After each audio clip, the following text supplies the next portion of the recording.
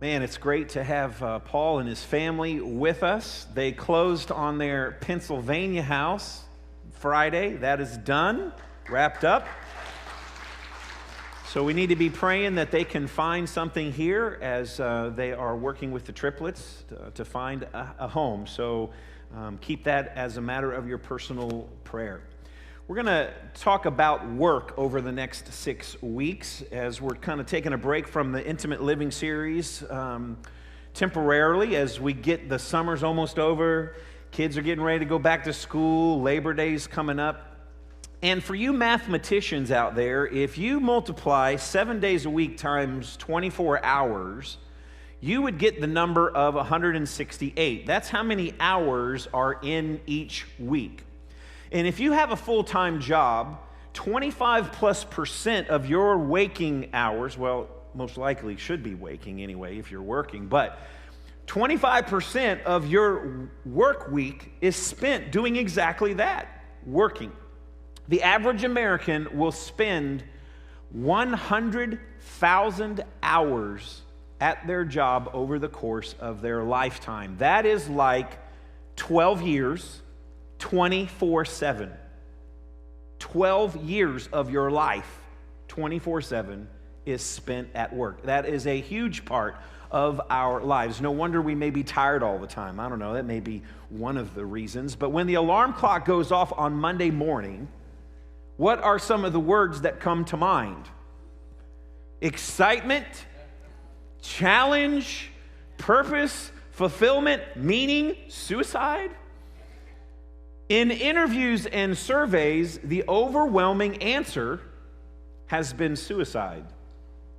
The vast majority of Americans despise having to get up out of bed on Monday morning, even if that means now just walking to the kitchen table for those that work from home. Princeton interviewed 250,000 workers from all kinds of companies, and they found that 80% of workers were dissatisfied with their job. Now, why do you think so many people are unfulfilled at their job? The answer actually may be that we have this look, the way we look at our work world, the way we look at our careers has been from a secular point of view instead of from God's point of view. We have bought in to what the world has taught us about work. But we need to get back to an understanding of what God says about work. And that's what we're going to do over the next 6 weeks as we talk about work. And whether you're retired or not, you still work. There's still work that is being done. And so this applies to all of us. If we're going to transform our thinking about work and loving Mondays, so to speak, we have to make a paradigm shift in 4 ways. Paradigm shift number 1, we have to understand that work is actually inherently good. Now, the world thinks that work is inherently bad, something we have to do in order to be able to get to the good stuff or to be able to purchase the good stuff in life. But that is not God's view on work. Work is actually not an evil thing. In the very first chapter of the very first book of the Bible, the very first verse of the Bible, Genesis 1:1, shows us that God is a worker. The first part of that verse is, in the beginning, God created. Well, that's a description of someone who actually works. In verse 4, it tells us that God separated the light from the darkness. Verse 5 says that God called the light day. Verse 6, God separates the expanse, separates it from the sky, from the water. In verse 31, when we finally get to the finality of day 6, he calls everything that he did very good. And there was morning and evening the 6th day. So one of the things that we first find out about God is that he is one who works. Now, in Genesis chapter 2, verse 15, God places man, Adam, in the garden to work it and to take care of it. Adam had an assignment. He had work to do. God gave the garden to Adam so that he could work it and take care of it. Now, what's important to note is that the first human sin, I'm not talking about when Satan rebelled against God, because we don't know exactly when that fell in, but the first human sin doesn't enter the picture until Genesis chapter 3, an entire chapter after God gives the garden to be worked to Adam. God assigned work to Adam to do before there was this big fall, before the curse. Now, a lot of times we think that work has to be part of God's curse, but that's not true. Work is not a part of God's curse. It's a part of God's creation. It's the way God intended for us to be, to work physically, to work intellectually. Now, what happened after Adam and Eve sinned? What happened? Well, the Bible tells us in verse 17 through 19 of chapter 3. To Adam, he said, because you listened to your wife and ate fruit. Now listen, there's a joke in there, but I'm not going to tell it. Because you listened to your wife and ate fruit from the tree about which I commanded you, you must not eat from it. Cursed is the ground because of you. Through painful toil, you will eat food from it all the days of your life. It will produce thorns and thistles for you. And you will eat the plants of the field. By the sweat of your brow, you will eat your food until you return to the ground, since from it you were taken, for dust you are, and to dust you will return. Adam, even before sin entered into the garden, had to go to the tree. He had to climb up the tree, or he had to pick the low-hanging fruit. He had to work. He had to get it. But God is saying, now there's a challenge. Now there's a curveball. Because now that work that I was going to have you do, now it's going to be more difficult. Now it's going to be more toilsome. But we need to understand that Mondays is not something to be cursed because it's the beginning of the work week. Work actually is a part of God's design. It's something that God actually called good. In fact, very good. It's something God called us to. So we have to make this shift in our thinking that work is actually inherently good. The second paradigm shift is that work is actually a part of our calling. Now, if I were to ask you what your vocation is, some of you would say, I'm a lawyer, or I work for an air conditioning company, I was a railroad guy, I'm a restaurant owner, I was a Marine, I worked for the school system, I was a nurse, I was a doctor. You would speak in terms of what you do. That's in terms of your career. But the English word for vocation actually comes from the Latin word that means calling. And so back in the olden days, when someone spoke of vocation, it was basically, this is my calling in life. This is who God created me to be. This is who I am. So calling is not necessarily to a job. It's a part of who we are. It's a part of how God fashioned us, how He created us. And experiencing and living according to our calling actually provides us reason to live, our purpose, the reason to get up in the morning. It gives us a reason to be excited and not be suicidal. Some people think, well, preachers are called, ministers are called, pastors are called to ministry. That's their calling. That's from God. Well, that may be true. And listen, I've known several ministers who did not have a calling from God to be in the ministry. They called themselves, and their ministry showed that they were just called themselves. So while that may be true, I want you to understand that each and every one of us in this room, each and every one of us who's watching online, you have a calling from God. And work is not the sum total of your calling. It's not the essence of our calling. It involves our work, but it is not the totality of our calling from God. The truth is, our calling is to God Himself. The Bible talks about God calling us out of darkness to be His people. The Bible talks about God creating us in His image. In other words, we are His representatives in many ways. We are like Him in many ways. And so because God is a worker, and because working is a part of His character and His image, it's reasonable to believe that it should be part of our calling as well. Look at what Jesus said in John 17, verse 4. I have brought you glory on earth by finishing the work you gave me to do. Now, that's part of a prayer that Jesus is offering to his Father. Jesus knew that when he came here, there was work to do. There was a task assigned to him. There was a job. It was part of his calling. It was a part of his work to do. Then there's Ephesians 2:10. For we are God's handiwork, created in Christ Jesus to do good works, which God prepared in advance for us to do. Now, good works, those are not limited to the spiritual. In terms of, okay, I'm teaching the Bible in a Sunday school class, I'm leading a life group, I'm here to worship the Lord, I'm preparing communion, I'm involved in the landscaping ministry, the greeter ministry, all those things have spiritual overtones. Yes, that is a part of the good works, but good works actually that God has given to us is any place where he has said, this is what I've called you to do with your life. This is what I want you to do. That's your calling. Those are the good works.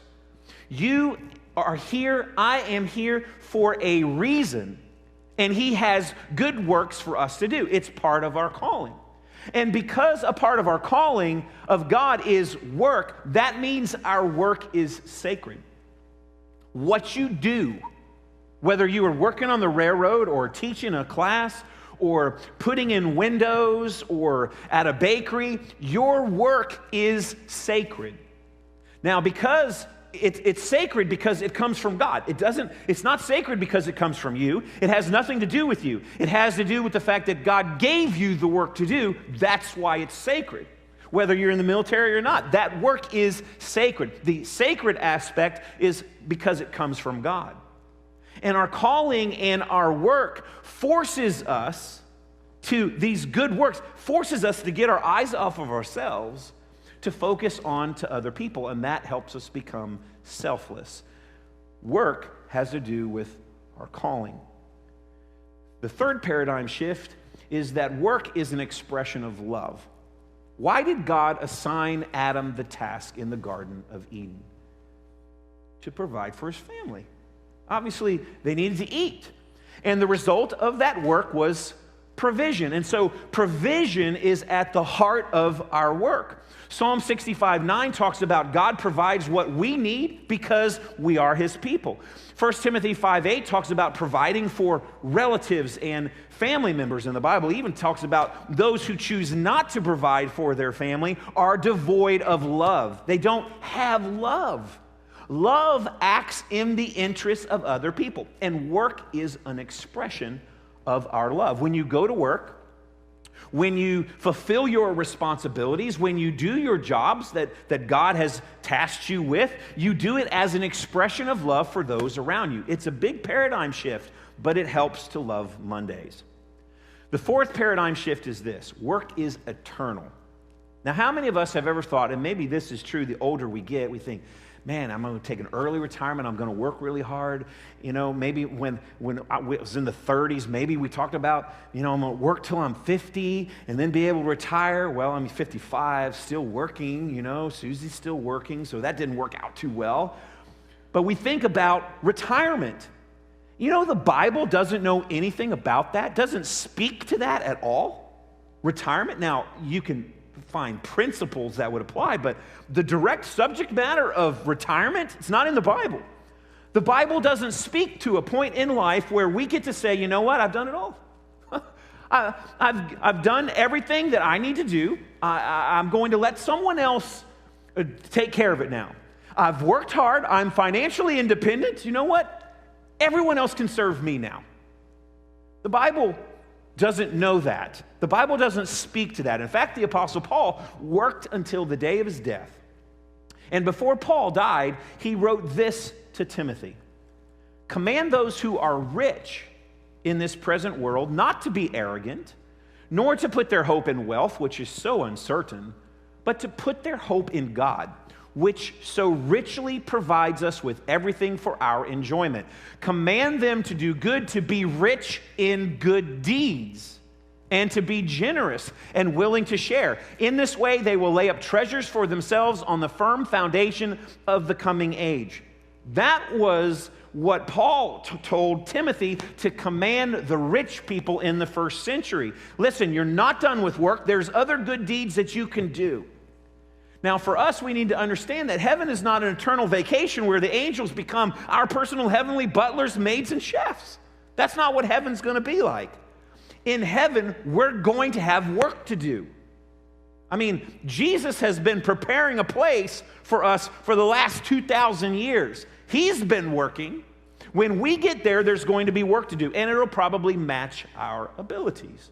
Work is going to be something just like it was a part in the garden. It's going to have a place in heaven. Now, the toil's going to be gone, and the pain's going to be gone, and the thorns and the thistles are going to be gone. And I don't know exactly what the Bible, it will speak to or what God will have us do up in heaven, but I know we're going to have work to do. We're going to have responsibilities. And just as God gave responsibilities to Adam in the garden, he's going to give us eternal responsibilities. Work is eternal, and it's got to be part of that paradigm shift. So how do we do this? How do we make this faith step? Now, usually when it comes to this part of the message, I give you a lot of choices in terms of what your faith step could be and how to. This time I'm going to narrow it for you. What I want us to talk about in terms of a faith step right now is, how do I make my work sacred? How do I make my work holy? Now, holiness means set apart. Now, back in the Old Testament, what would they do to set apart and to make the utensils and the temple and the altar and all the things that they used for worship of God and service of God? What did they do to make those holy? There was a cleansing process. There was a process by which those articles were cleansed to where they were separated and they were now holy. They were considered sacred. Now, I'm not telling you that you got to get into a spiritual car wash, so to speak, and, turn a certain way and have the cleansing on the outside. But what's the process? How do we make that happen? Here are two scriptures that will help us, and they're both from Colossians. Colossians 3:17. And whatever you do, whether in word or deed, do it all in the name of the Lord Jesus, giving thanks to God the Father through him. Wow, what a verse. Do everything. Whatever you do, do it for Jesus. Boy, that would change our perspective if we could do that. If we could really make that paradigm shift, would that not allow our work to be holy? Would that not allow our work to be sacred? And then there's this verse in Colossians 3. Whatever you do, work at it with all your heart as working for the Lord, not for human masters, since you know that you will receive an inheritance from the Lord as a reward. It is the Lord Christ you are serving. Man, that's another biggie.